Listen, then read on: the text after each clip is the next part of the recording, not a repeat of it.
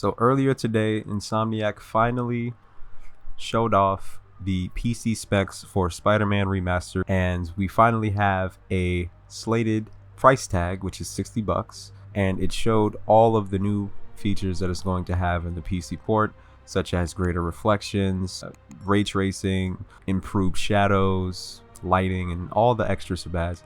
Not to mention ultra widescreen support. So yeah, this game is definitely going to be crazy on PC, and I could just imagine the mods and the creativity that's going to be in this game. For a more detailed outlook on the specs, the required specs you would need with its corresponding resolution, I'll put the image up on the screen and be sure to pause it and read it for yourself. However, I'll be briefly going through these base system requirements on the Steam page. So the minimum requirements: you're going to need a Windows 10 operating system, 16-bit processor. You're going to need a Intel Core i3 or an AMD equivalent. For memory, you're going to need 8 gigs.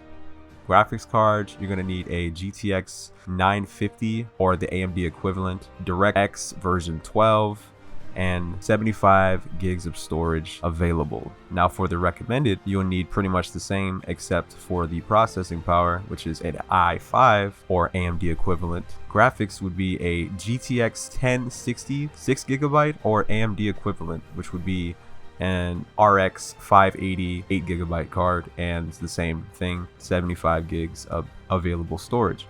Overall, these PC specs are pretty much everything that I anticipated they were going to be. Very reasonable, and if you wanted to experience Spider-Man at ultra resolution at 4K, all types of stuff with 120 frames per second, ray tracing on all of this stuff, you're definitely gonna need an RTX card.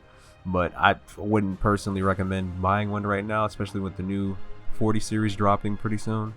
But yeah, I feel like this could definitely run on most builds, even at 720p 60. I mean, hey, it's better than not playing the game at all. So let me know what you think about this. Are you super excited about Spider-Man headed to PC in the following weeks? I'll see you next.